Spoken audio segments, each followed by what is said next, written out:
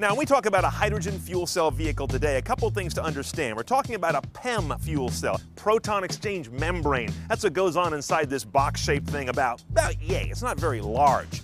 Secondly, it's hydrogen fueled. In other words, you're putting hydrogen in on one side to create the chemical reaction that generates the electricity. Hydrogen from a tank in the car is exposed to a plate coated in platinum on one side of a sort of sandwich.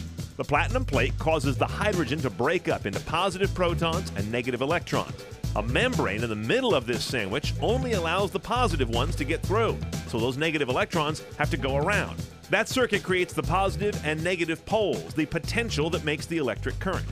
When the electrons and protons do meet on the other side, they combine with oxygen from the air to form H2O, and a huge PR win for hydrogen backers.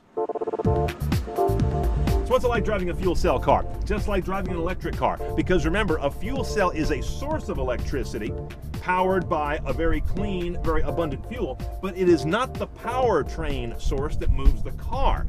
That's a difference. So really what it comes down to is electric cars that fork two ways. One toward hydrogen fuel cell, one toward battery electric. The big difference here is when you go to refill, it's a whole nother world. So, the benefits. Number one, clean. Hydrogen fuel cell electric cars emit nothing but water vapor and not much of it. This is like a week's worth of driving, and yes, it is clean enough to drink. Number two, renewable. Hydrogen is the most abundant thing on Earth.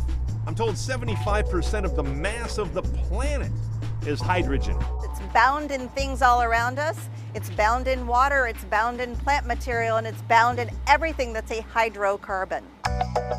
Convenient. Refilling a hydrogen fuel cell car takes a few minutes at the pump, compared to hours plugged in for most electric charges. It's quick, clean, and easy, and you're on your way in less than 5 minutes.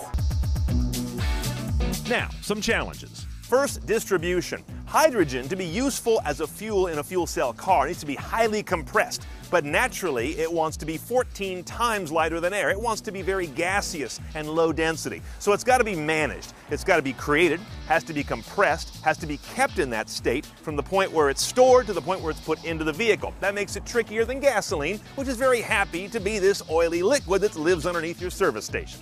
Durability. Current hydrogen fuel cells are good for maybe 100,000 miles before they're spent. That's rather below what consumers expect from a gas or diesel. Number three, pollution.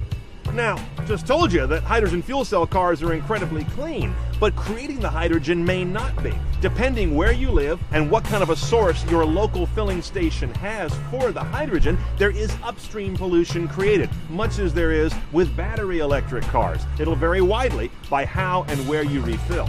The holy grail is to run solar-powered plants that crack water into hydrogen, making no upstream pollution and using a virtually unlimited resource. This station in Emeryville makes its hydrogen from solar power and water in a process called electrolysis. Other stations make their fuel on site, for instance, from wastewater or even landfill gas. Cost. Fuel cells, catalytic converters, and wedding rings. None of them are cheap because they all use a bunch of platinum. The 9 automakers who are members of the Fuel Cell Partnership are starting to introduce their commercial vehicles.